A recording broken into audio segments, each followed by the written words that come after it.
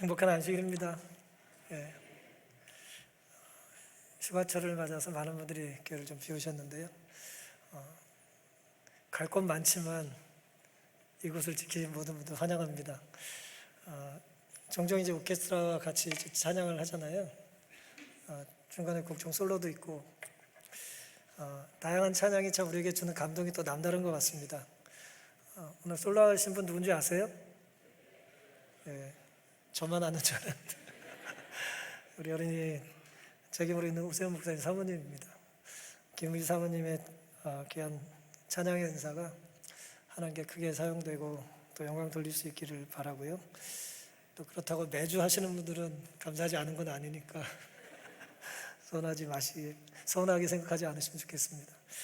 디모데후서 1장 2절의 말씀입니다. 사랑하는 아들 디모데에게 편지하노니 하나님 아버지와 그리스도 예수 우리 주께로부터 은혜와 긍휼과 평강이 내게 있을지어다.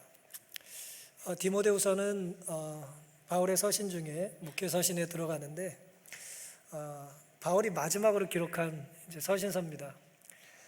이 이후로 바울이 편지를 썼는지 안 썼는지 저희는 잘 모르지만 어쨌든 성경에 남아있는 마지막 바울의 서신서예요. 그는 로마 감옥에 갇혀 있었고 디모데에게 이제 편지를 보내고 있습니다. 오늘은 사랑한다면이라는 제목으로 함께 은혜를 나누겠습니다. 사랑 참 좋죠? 안 좋으세요? 제가 여러분 사랑합니다 그러면 막 부담스러우세요? 네, 사랑은 참 좋은 거잖아요, 그렇죠? 바울은 디모데에게 마지막 편지를 보내면서 우리가 사랑한다면 생각해봐야 될 몇 가지 교훈과 또 생각거리가 있다는 걸 알려줍니다. 바울이 우리에게 보여주는 디모데에 대한 사랑과 연관된 첫 번째 교훈은 사랑은 끊임없이 생각한다는 거예요. 사랑하는 대상을 생각하게 돼 있고 궁극적으로는 그 사랑하는 사람을 생각하는 결과로 하나님께 감사를 하게 된다는 거예요. 따라서 사람은 기억의 대상이고 하나님께는 감사를 돌려야 된다는 것입니다.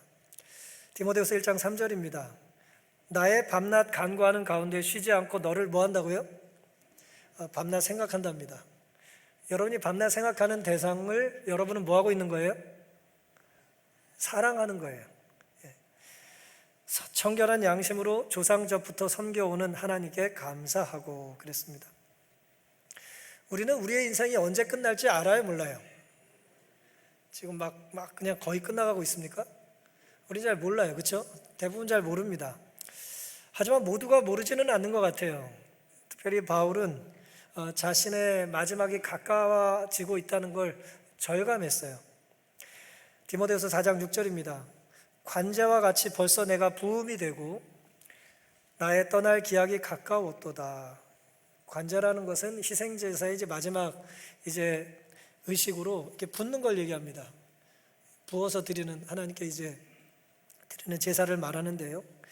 관제처럼 내가 지금 하나님 앞에 순교할 때가 가까이 왔다는 거예요. 내 피를 다 흘려서 부음이 되고 나의 떠날 기약이 내가 이제 순교할 때 이제 죽을 때가 가까이 왔다는 걸 이제 사도 바울은 성령의 깨우침으로 인지하고 있었어요.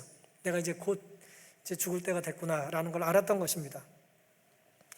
임종이 가깝자 바울은 누구에게 편지를 써요? 디모데에게. 바울이 알고 있는 사람이 얼마나 많겠어요, 그렇죠? 바울이 알고 있는 사람이 얼마나 많고 바울이 전도한 사람이 얼마나 많고 바울이 세운 교회가 얼마나 많겠습니까? 근데 놀랍게도 바울은 디모데에게 두 번째 편지, 마지막 편지를 쓰기 위해서 이제 붓을 든 것입니다. 도대체 바울에게 디모데는 어떤 존재였길래 자신의 임종이 가까운 순간에 그에게 편지를 썼겠냐라고 하는 것입니다. 사도행전 16장 1절입니다. 바울이 더베와 루스드라에도 이름에 거기 디모데라는 제자가 있으니 그 모친은 믿는 유대 여자요 부친은 헬라인이라. 대단히 유대인들의 시각에서 봤을 때는 명문가 집안도 아니고 혈통이 좋은 집안도 아니고 뭐 그런 가문은 아니었어요. 아버지는 헬라인이고 이방인이죠. 어머니는 이제 유대인입니다. 아주 신실한 사람은 아니었던 거죠. 어머니가. 그렇죠? 사랑에 빠져가지고 이방인과 결혼을 한 거죠. 그런 사람 중에 이제 디모데라고 하는 사람이 이제 하나님의 자녀가 된 거예요.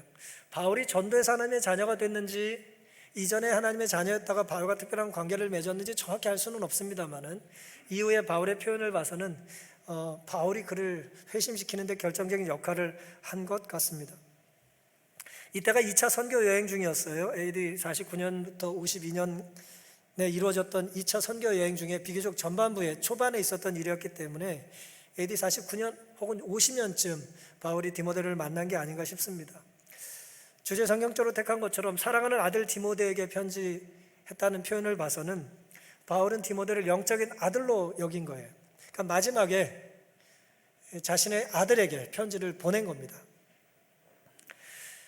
데살로니가전서 3장 2절에는 디모데를 그리스도 복음의 하나님의 일꾼이라고 표현했고요. 고린도전서 4장 17절에는 내 사랑하고 신실한 아들이라고 표현을 했고요. 그리고 디모데 전서 4장 14절에는 장로의 회에서 안수받은 자라고 기록을 했어요.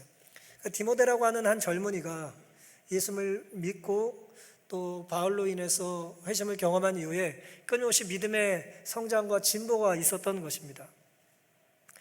장로의 회에서 안수까지 받은 걸 봐서는 교회 지도자로 이제 공인받은 그런 사람이 된 것이죠.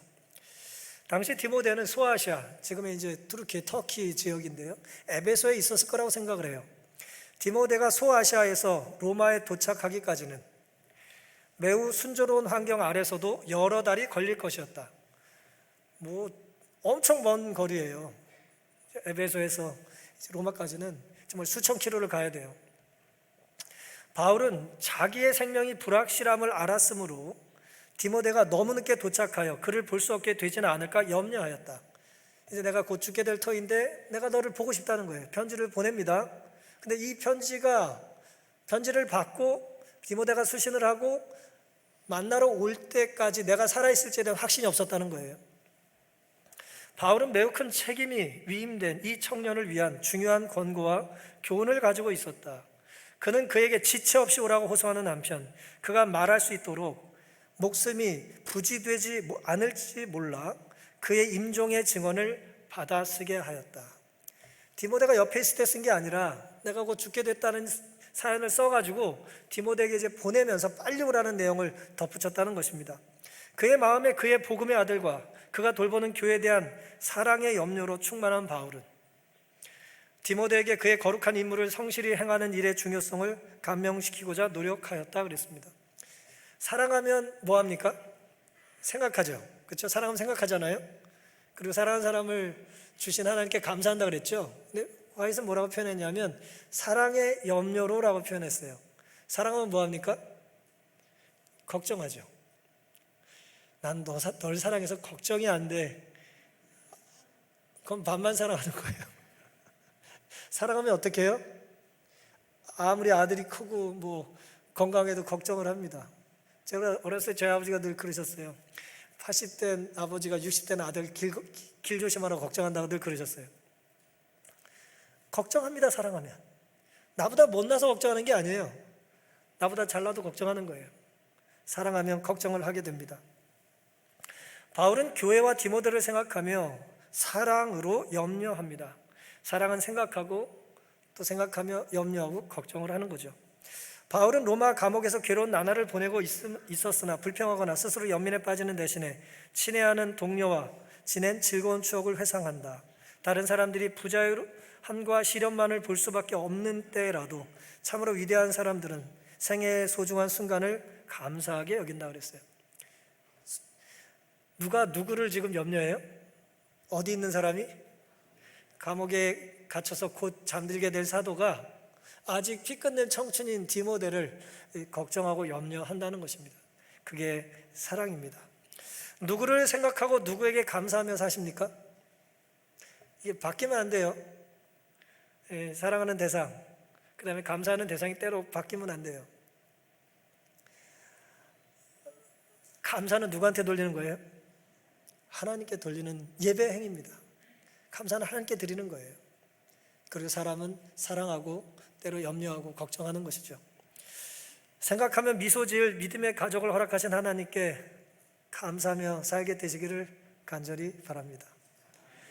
생각하면 자꾸 이게 족상하고 열받는 사람 생각하지 마시고, 생각하면 감사할 수 있는 사람, 나에게 사랑할 수 있는 가족과 이웃과 성도와 선생님과 제자를 허락하신 하나님께 감사하며 사시기를 바랍니다. 로마와 소아시아, 에베소까지의 거리가 얼마나 멀어요? 아주 멀어요. 예? 그때 비행기가 없잖아요. 정말 육로로 가야 돼, 육로로. 예? 얼마나 먼 거리입니까? 3,000km나 더 되는 그 거리를 바울은 떨어져 있는 복음의 사도로 부르심받아 맡겨진 직무를 충실히 행하는 디모데를 기억하면서 거리가 문제가 되지는 않았던 것 같아요. 더 늦기 전에 사랑과 염려의 마음을 그는 전하고 싶었고, 그리고 사랑하며 염려할 수 있는 믿음의 가족, 그 아들을 허락하신 하나님께 그는 감사했습니다. 사랑과 관심을 사람에게 나누고, 무엇보다도 감사는 하나님께 돌려드리기를 게을리하지 않은 우리 모두가 될 수 있기를 간절히 바랍니다. 바울이 우리에게 보여준 이 사랑의 두 번째 특징은 눈물과 기쁨을 이제 우리에게 고백했다는 거예요. 눈물과 기쁨, 눈물과 미소, 고통과 치유, 이 모든 것들은 내가 그 대상과 보낸 추억의 이제 시간에 비례한 것입니다. 누가 추억을 공유했는가? 누가 슬픔과 기쁨을 나눴는가? 가장 슬플 때 생각나는 사람, 가장 기쁠 때 생각나는 사람, 누구냐는 거예요. 디모데후서 1장 4절입니다. 너의 눈물을 생각하여 너 보기를 원하면 내 기쁨이 가득하게 하려 함이니. 함께 있으면 행복한 사람은 헤어질 때 어때요? 더 행복합니까? 함께 있을 때 행복한 사람은 헤어질 때 어때요? 괴롭죠. 누가 헤어지는데 자꾸 웃음이 나, 그러면 함께 있을 때 행복했던 사람이 아니에요. 함께 있을 때 행복했던 사람은 이별할 때 통곡을 합니다. 아픈 거예요. 괴로운 거예요. 눈물이 나는 거죠. 디모데후서 4장 9절입니다. 너는 어서 속히 내게로 오라. 속히라는 표현을 썼어요, 바울이. 내가 올 때 13절, 내가 드로아 가보의 집에 둔 겉옷을 가지고 오고, 또 책은 특별히 가죽 종이에 쓴 것을 가져오라. 겨울 전에 너는 어서 오라. 오라는 얘기를 계속 반복하죠. 속히 오라, 겨울 전에 오라는 거예요. 그리고 겉옷을 가져오고 또 책도 좀 특별히 챙겨와라 라는 것입니다. 바울은 추위를 막을 겉옷과 그가 감옥에서 읽을 책을 주저없이 부탁해요. 이 책이 무슨 책이겠어요? 당연히 이제 성경이라고 우리는 생각을 하는 것입니다. 여러분, 누군가에게 옷 좀 챙겨와라, 내가 읽던 책 좀, 성경 좀 갖고 와라 라고 한다면 가까운 사이예요? 먼 사이예요? 모르는 사람한테 편지 써가지고 갖다 달라고 오지 않잖아요. 한 명만 걸려라. 그리고 그냥 부쩍 다수한테 보냅니까? 보이스 피싱이에요? 그렇지 않죠. 특별하고 각별한 거예요. 그 옷이 어떤 옷인지, 그 책이 어떤 책이었을지 디모데도 알고 바울도 아는 것입니다. 찬바람과 폭풍을 피해서 와야 하니까 겨울 전에 와야 된다는 거예요. 너 올 때 힘드니까 겨울 전에 와야 된다는 거예요. 어서 오라고. 이런 마음은 어떤 마음이에요? 사랑하는 부모가 자녀를 걱정하는 마음입니다. 그렇죠? 보내고 싶지 않지만 너무 어두워지긴 해 보내야 되는 부모 마음 있잖아요. 어떻게 전에 빨리 가라. 오려면 일찍 출발해서 와라. 부모 마음이에요. 밥 굶지 말아라. 빗길 운전 조심해라. 요즘같이 휴가 시즌엔 뭐예요? 휴가 잘 다녀와라. 부모님 마음이에요. 사랑하는 마음입니다. 휴가 가다 발병 나라 그러지 않아요. 잘 다녀오라고 이제 축복을 하는 것입니다. 오래 고생했는데 좀 쉬셔야죠. 바람 좀 쏘이시고 충전해서 오시면 좋겠습니다. 절대 가지 말라고. 그러시면 안 되겠습니다. 사랑은 그에게 필요가 무엇인지를 알고 또 채워주고, 그걸 채울 때 축복해 줄 수 있어야 되는 것입니다. 바울이 언급한 눈물은 성경의 바울의 이 사역 속에 구체적으로 에베소의 장로님들과 이별할 때의 모습을 좀 우리에게 보여줘요. 사도행전 20장 37절입니다. 다 크게 울며 바울의 목을 안고 입을 맞추고 다시 그 얼굴을 보지 못하리라 한 말을 인하여 더욱 근심하고 배에까지 그를 전송했다 그랬어요. 이때는 3차 선교 여행을 마치고 이제 예루살렘으로 돌아갈 때 귀경길에 있었던 일입니다. 에베소를 들릴 수 없게 되자 바울이 가까운 곳에 갔다가 에베소의 장로님들 연락해요. 나 좀 보자고. 그래서 표현은 장로니까 나이가 많으실 것 같지만 바울보다 젊은 사람들이에요. 젊은 장로님들이 이제 바울을 만나러 오는 것입니다. 그리고 오랜 시간 얘기를 나누고 이제 헤어질 때가 된 거예요. 근데 바울이 뭐라고 말해요? 3차 선교여행을 마치면서 자기는 이제 순교하러 가는 심정으로 가니까 이제 내가 다시는 이 땅에서 못 볼 수도 있다는 얘기를 하는 거예요. 그 말을 듣고 뭐 하는 거예요? 다 통곡을 하는 거예요. 크게 우는 거예요. 그 이야기입니다. 울음과 관계돼서 생각나는 게 뭐 있으세요? 살면서 가장 슬퍼 울었던 적 있으세요? 지금까지? 아직 그게 다가 아니야. 그러면 얼마나 슬프겠어요. 살면서 가장 큰 눈물 혹은 가장 고통스러운 눈물 언제였어요? 한번 떠올려 보시기 바랍니다. 나이트라고 하는 책이 있습니다. 밤이라는 얘기고요. 제가 언젠가 말씀드린 적이 있을 겁니다. 엘리 위젤이라고 하는 2차 대전 때 살아남은 이 사람이 이제 미국에 가서 이제 대학교 교수가 되고 자신이 고통스러웠던 아우슈비츠의 경험을 잊을 수가 없어서 글로 남긴 그런 몇 권의 책 중에 하나입니다. 밤이라는 책이에요. 나이트, 밤이라는 책인데 거기 이런 내용이 기록되어 있습니다. 나는 인생에서 가장 끔찍했던 그날 밤을 기억한다. 엘리죠, 이리 와봐. 할 말이 있어. 너한테만 하고 싶은 말이 있어. 이리 와봐. 날 버리지 마. 엘리죠. 엘리 위절의 이름이죠. 영원히 갈갈이 찢긴 육체를 떠나려는 그 순간 어떻게 해서든 나를 당신 곁에 두고 싶어 한 것이 아버지의 마지막 바람이었다. 아우슈비츠 아버지가 이제 고문을 겪다가 이제 죽임을 당하기 직전에 아들을 부르는 거예요. 엘리 좀 오라고. 그런데도 나는 아버지의 간절한 바람을 외면했다. 나는 두려웠다. 구타당할까 봐 두려웠다. 그래서 아버지의 마지막 부탁을 외면했다. 나는 구차한 목숨을 내버릴 각오를 하고 아버지에게 달려가 손을 잡고서 내가 곁에 있어요. 아버지는 버림받지 않았어요. 아버지 심정 잘 알아요. 라는 말로 아버지를 안심시켜 드리지 못했다. 그러기는커녕 날 그만 부르게 해달라고, 제발 울음을 그치게 해달라고 속으로 하나님께 빌었다. 나치 친위대의 분노를 사게 될까봐 그만큼 두려워한 것이다. 아버지가 자꾸 나를 보고 울어요. 내 이름을 불러요. 그러면 그 게시타포가 그 자꾸 울고 그 이제 헛소리하는 그 아버지만 때리는 게 아니라 나까지 뭐 할 것 같아요? 나까지 이제 때릴 것 같으니까 내 이름 좀 안 불렀으면 좋겠다는 거예요. 아버지가 속으로 기도했다는 거예요. 저 울음 좀 그치고 나 좀 상관없는 사람처럼 살게 해달라고. 나 좀 살아남아야 된다고 말해요. 그 후회와 그 고통과 그 아픔을 이제 잊을 길이 없어서 이제 책에 기록을 남긴 것입니다. 위젤은 아버지의 눈물을 외면했어요. 살기 위해서. 하지만 바울은 주님을 위한 고난을 두려워하거나 부끄러워하지 않다고 말했습니다. 바울은 내가 부득불 자랑할진대 나의 약한 것을 자랑한다고 고백했어요.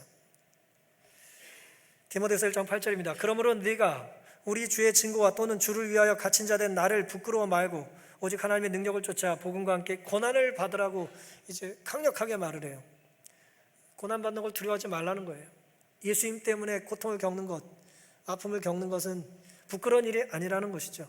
주님을 믿는다면 주님을 위해 고난을 감수해야 될 일이 있어야 맞다는 거예요.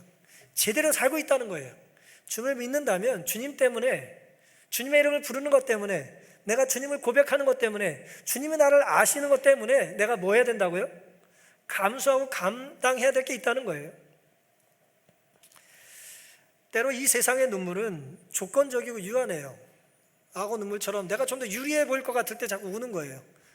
뭐 떡 하나 얻어먹으려고 쟁쟁거리면 뭐가 나오거든요. 조건적이에요. 제한적이에요. 유리할 때 울고 싶은 거예요. 하지만 우리의 눈물은 이 세상에 나의 유리함 때문이 아니라 하늘과 연관된 눈물이어야 하지 않겠습니까? 사랑하는 이를 위한 눈물이 하늘과 무관하다면 그 눈물에 무슨 영원한 가치가 있겠어요? 가짜 눈물, 연기하는 눈물, 그런 눈물이 아니라 정말 하늘과 연관된, 하늘에서 떨어져 나갈 것 같은 아픔 때문에 느끼는, 사랑하는 대상을 잃어버릴지도 모른다는 그런 아픔 때문에 느끼는, 나도 모르게 흘릴 수 있는 거룩한 눈물이 우리의 눈물이 되기를 간절히 바랍니다. 그럴 때 계시록 21장에 요한은 이렇게 우리에게 말씀하고 있는 거예요. 모든 눈물을 그 눈에서 씻기심에 다시 사망이 없고 애통하는 것이나 곡하는 것이나 아픈 것이 다시 있지 아니하리니 처음 것들이 다 뭐예요? 지나갔음이로라. 다 지나가 버릴 거를 위하여 슬퍼하는 건 어리석은 거죠. 그렇죠? 지나가지 않을 것을 위하여 우리는 눈물을 흘려야 되는 것입니다. 무너져 버릴 토대 위에서 열심히 집을 올리는 건 얼마나 불안합니까? 그게 아니라 무너지지 않을 삶, 반석 위에 집을 짓고 예수 그리스도의 말씀과 명령 안에 사는 삶이야말로 때로 울면서 헤어지는 것 같아도 영원한 헤어짐과 눈물이 아닐 것입니다. 회심의 눈물, 구원의 눈물, 하나님과의 관계를 회복하는 눈물이 우리의 눈물이 되어서 빌경 다시 만날 때는 헤어질 때 슬프지만 다시 만날 소망을 가지고 기쁨으로 온전히 채워질 수 있는 그런 소망이 우리에게 있게 되기를 간절히 바랍니다. 이왕 눈물을 흘리려면 그 눈물을 하나님께서 기뻐 닦아주실 만한 눈물을 흘려야 되지 않겠습니까? 울지 마! 쓸데없이 울지 마라는 야단이 아니라 정말 하나님께서 기쁨으로 기특하다고, 잘했다고, 내가 널 아끼고 사랑한다고 하며 닦아주실 수 있는 그런 거룩한 눈물의 주인공들이 우리의 삶이 되고 우리의 신앙이 될 수 있기를 간절히 바랍니다.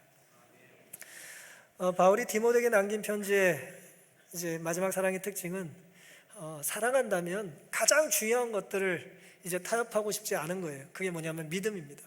그게 확신이고요. 그리고 다른 말로 이제 소망이라고 할 수 있겠습니다. 이 모든 일을 그런데 바울은 성령을 통하여 경험할 수 있다고 말을 해요. 1장 5절입니다. 디모데후서, 이는 내 속에 거짓 없는 믿음을 생각함이라. 바울이 그토록 이제 디모데에게 하고 싶은 말, 격려하고 싶은 말, 확인하고 싶었던 건 뭐냐면 디모데 속에 있는 믿음이었습니다. 근데 그 믿음의 특징이 뭐예요? 뭐가 없어요? 거짓이 없어요. 이 믿음은 먼저 너의 외조모 로이스와 내 어머니 유니게 속에 있더니 내 속에도 있는 줄을 확신하노라. 누군가 나를 기억할 때 말이에요, 그 사람 어떻게 생겼지? 그 사람의 직업은 뭐지? 그 사람은 얼마나 밥을 잘 먹지? 그 사람은 어떤 옷을 좋아했지? 어느 집에 살지? 공부를 얼마나 많이 했지라는 것들 말고 그 사람은 참 믿음이 좋아 라고 우리를 떠올린다면 잘 산 겁니까? 잘 산 거죠. 우리는 흔히 그 사람이 어떤 사람이라고 말할 때 그 사람의 경제력이나 외모나 집안이나 기타 다른 것들을 이제 생각을 해요. 교회 안이나 교회 밖이나 다를 바가 없는 거예요. 그게 그 사람이 진짜 어떤 사람인지를 보여줍니까? 그렇지 않아요. 바울은 디모데가 가진 뭘 보길 원했어요? 믿음을 확인하길 원했고 그 믿음을 놓치지 않기를 원한 것입니다. 디모데전서 1장 4절입니다. 신하와 끝없는 족보에 창념치 말게 하려 함이라. 이런 것은 믿음 안에 있는 하나님의 경륜을 이름보다 도리어 변론을 내는 것이라. 신화, 족보, 인간의 자랑거리들 가지고 얘기해봤자 교회 내에 뭐밖에 없다는 거예요? 변론, 다툼밖에 없다는 거예요. 잘났다고 서로 싸워봤자 좋을 게 없다는 거예요. 그러니 그러지 말라는 거예요. 경계의 목적은, 내가 너희 이렇게 자꾸 잔소리하고 가르치고 조언하고 권면하는 목적은 청결한 마음과 선한 양심과 거짓이 없는 믿음으로 나는 사랑이라 그랬습니다. 이 거짓 없는 믿음이라는 것을 바울은 고린도 디모데 전서에서 표현을 했고 이제 후서에서 마지막 편지를 하면서 뭐예요? 내가 너에게 권했던 거짓 없는 믿음이 네 속에 있다는 걸 나는 뭐하고 있다는 거예요? 잊지 않고 있다는 것입니다. 자기를 내세우고 자랑하면 분쟁과 다툼밖에 일어나지 않지만 결국 내 확신이 강하면 강할수록 뭐밖에 없어요? 문제가 커져야 작아져요. 문제가 커지죠. 문제가 많은 곳일수록 옳은 사람이 많아요. 옳다는 사람끼리 싸우는 것입니다. 내 입장을 가지고 싸우는 거예요. 내가 옳아요. 변론과 다툼을 일으켜요. 내가 믿는 게 옳고, 내가 깨달은 게 옳고, 내가 주장하는 게 옳다는 거예요. 신하와 끝없는 족보 같은 것입니다. 내가 얼마나 오랫동안 이렇게 믿어왔고 이렇게 살아왔는지 모르냐고 말해요. 하지만 바울은 우리에게 그러지 말라는 거예요. 중요한 것은 청결한 마음, 선한 양심, 거짓 없는 믿음이 중요하다는 것입니다. 따라서 청결한 마음과 선한 양심과 거짓 없는 믿음은 문제를 크게 만들지 않고 문제를 뭐예요? 문제를 해결합니다. 디모데후서 2장 22절입니다.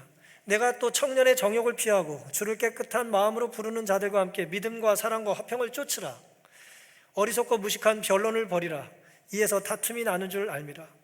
그러니까 바울은 끊임없이 버려야 될 것, 포기할 것, 쫓지 말아야 될 것과 쫓을 것, 내가 취할 것과 취하지 말 것을 구분해서 가리킨 거예요. 바울이 칭찬했던 거짓 없는 믿음이라고 할 때 거짓이라는 말은 헬라어로 가장하다, 숨기다, 못못 인치하다 그런 뜻이에요. 진짜 순수한 믿음을 가져야 되는데 순수하지 못한 믿음이 있다는 것입니다. 믿음 있는지 않은 믿음이 있다는 거예요.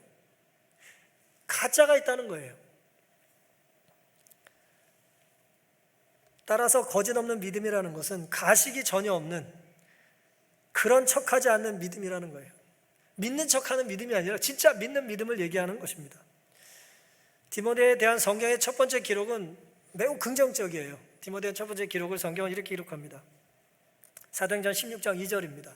디모데는 루스드라와 이고니온에 있는 형제들에게 뭐예요? 칭찬받는 자다 그랬어요. 바울이 디모데를 처음 만났을 때 그 부모가 어떤지 아버지가 누군지 뭐 그런 기록이 나온 다음에 그는 주변 사람들이 뭐 한다는 거예요?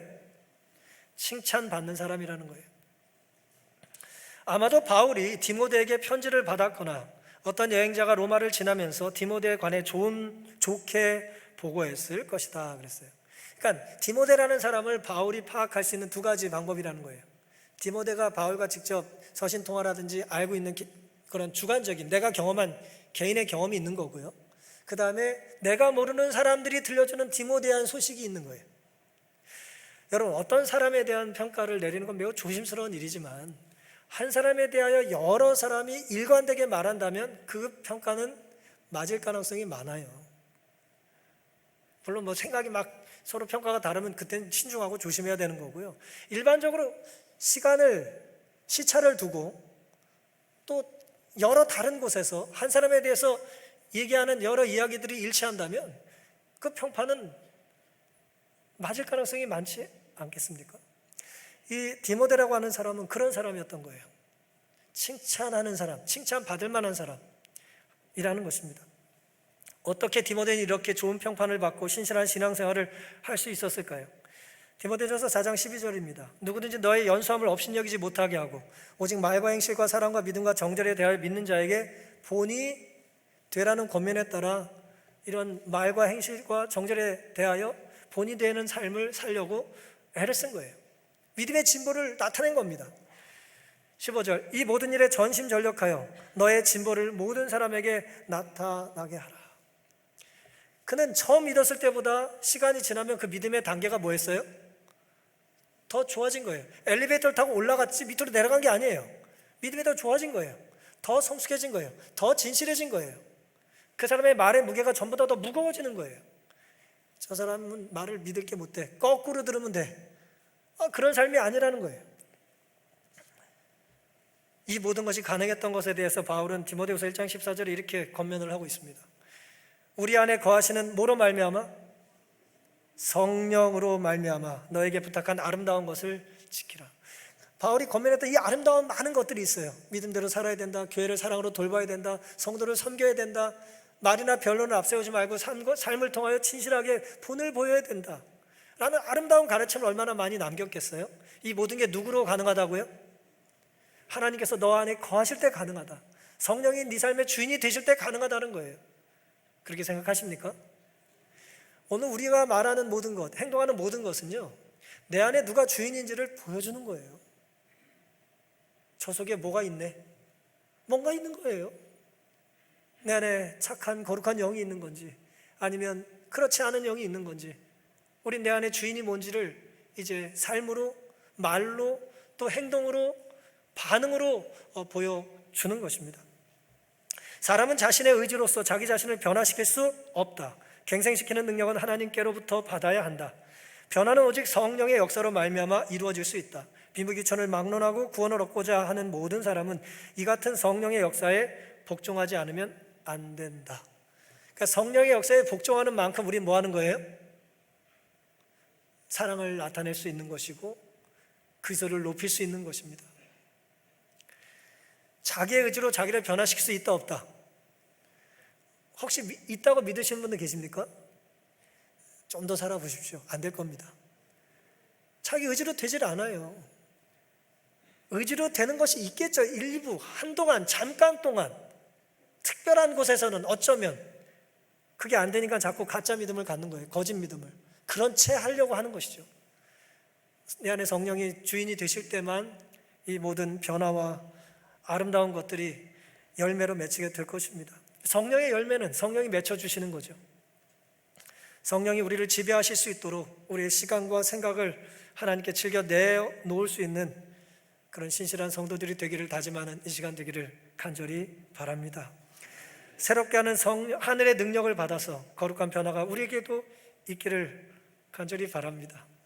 주변에 칭찬 듣는 교회, 주변에 칭찬 듣는 우리 안교반, 주변 사람들에게 칭찬 듣는 소그룹, 칭찬 듣는 찬양대, 칭찬 듣는 성도, 칭찬 듣는 우리 부모와 자녀의 역할들이 될 수 있기를 간절히 바랍니다.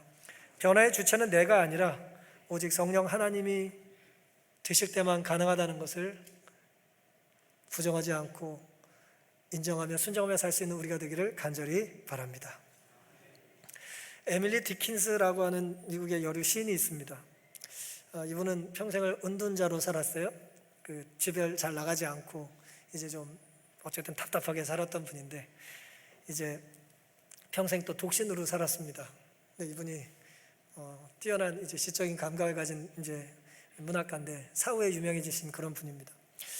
이분의 시는 제목이 딱히 없어요. 근데 이제 그분의 시 중에 이제 나중에 나온 시의 번호들이 이렇게 매겨져 있는데 1035번 시입니다.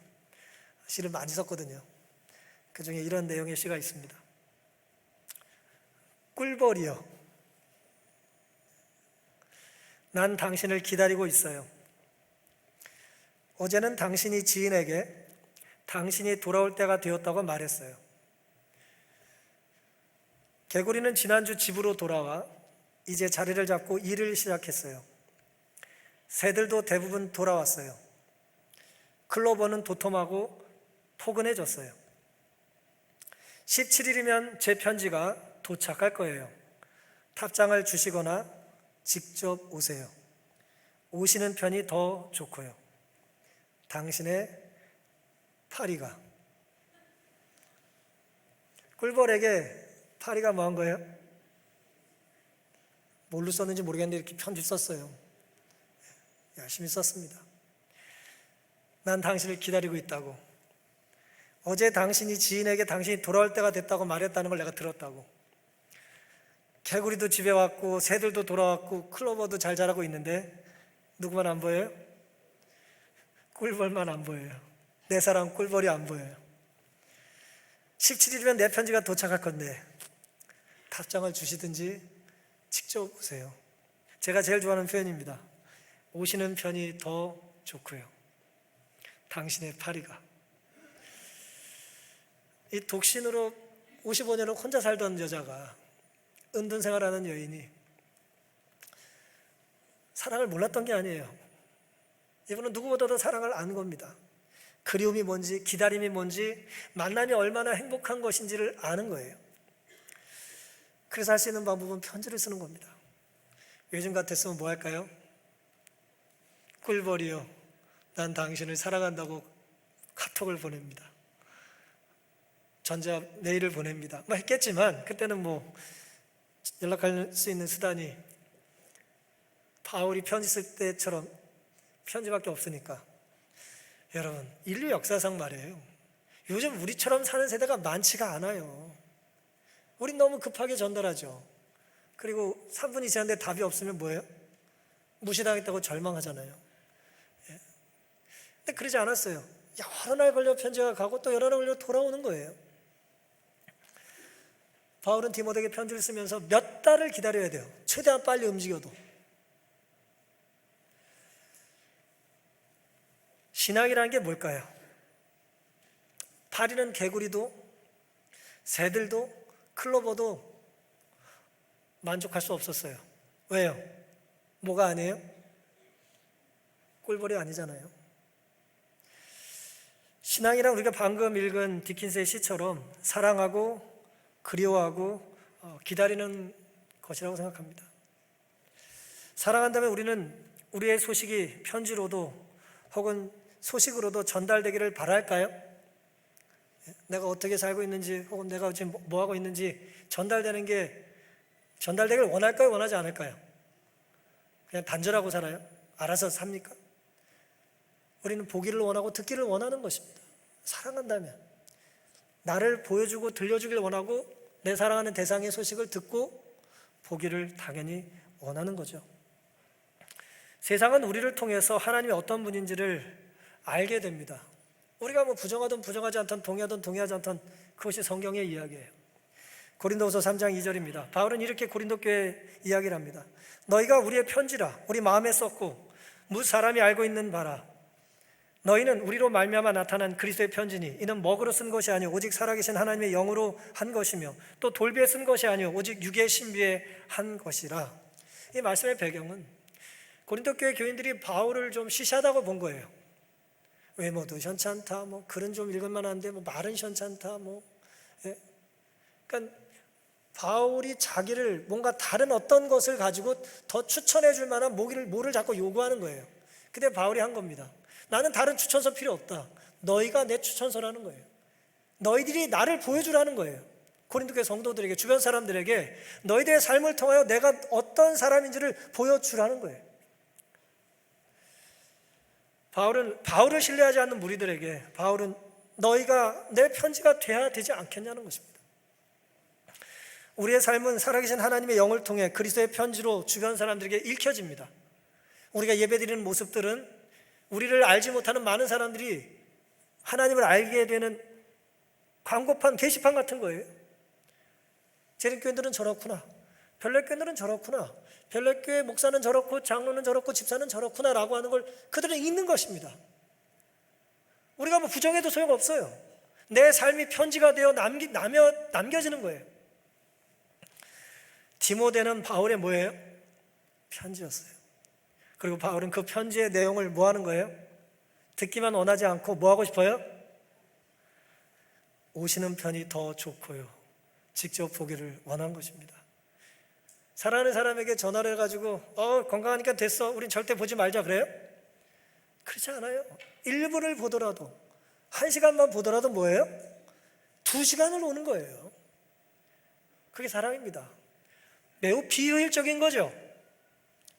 오늘날 삶에 안 맞아요. 야, 하루 만나려고 이틀을 가냐? 그게 사랑이에요. 바울은 그런 디모데를 마지막으로 보고 싶었습니다. 자신을 꼭 닮은 디모데를 통해 자신이 전한 그리스도의 사랑과 능력을 그는 젊은 자신의 아들을 통해서 확인하기를 원했던 것입니다. 디모데후서 4장 22절입니다. 나는 주께서 너의 심령에 함께 계시기를 바라노니 은혜가 너희와 함께 있을지어다. 이게 바울의 마지막 편지 글입니다. 바울이 남긴 성경에 기록된 마지막 문장이에요.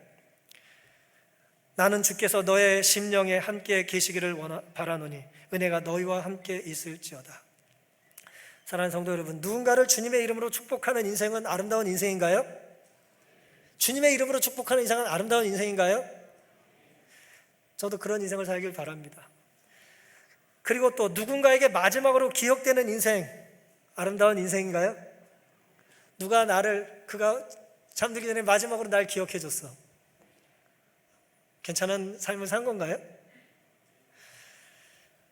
주님은 우리를 부르시고 직접 데려가시기 위해서 오시겠다는 말씀을 얼마나 많이 하셨습니까? 말씀은 됐고요. 이제 소식 들었으니까 됐고요. 직접 오실 필요 없습니다. 그래야 됩니까? 직접 안 오셔도 됩니까? 직접 오셔야죠. 예수님 재림하실까요? 사랑한다면 우리가 예수님의 재림을 기다릴까요? 예수님의 재림하실 모습을 기다리고 묵상하며 준비하고 어울리기 위하여 신실하게 살까요? 한눈 팔고 살다가 반성하고 회개하고 돌이킬까요? 우리 안에 사랑이 있다면, 우리가 그런 사랑을 받았다면, 우리가 그런 사랑을 나누길 원한다면 우리는 부정하지 않을 것입니다. 주님의 재림의 날까지 구체적으로는 살아갈 한 주 동안 주님께서 우리 모두의 심령에 은혜로 함께 하시기를 간절히 바라면서 오늘 말씀을 마치겠습니다.